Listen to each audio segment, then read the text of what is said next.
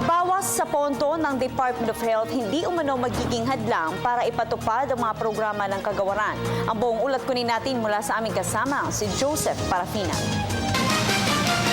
Princess, siniguro nga ng Department of Health na di sino namang makakaapekto sa programa ng kagawaran na bumili at ipamahagi sa publiko ang mga contraceptives na bahagi ng batas na RPRH Law o tinatawag na Responsible Parenthood at Reproductive Health Law.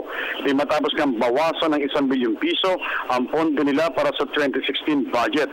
Ayon kay DOH Secretary Janet Garin, inamin ng kalihim na ang natitirang 2.2 billion pesos na lamang na nakalaan para sa pambili ng mga vaccines at micronutrients medicines. Hindi anya pwedeng maapektuhan ang pagbili ng mga ito dahil baka naman maapektuhan din ang immunization programs at nutrition program ng pamahalaan. Dahil dyan, gagamitin na lang muna nila ng DOH ang dagdag na panigarin na 337.5 million pesos na kung sa'y nakalansa ng pambili ng mga blood pressures apparatus para naman sana sa mga barangay health workers.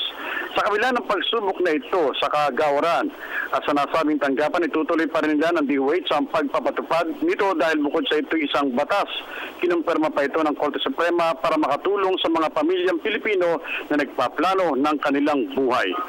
Para sa Telebisyon ng Bayan, ako si Joseph Parafina.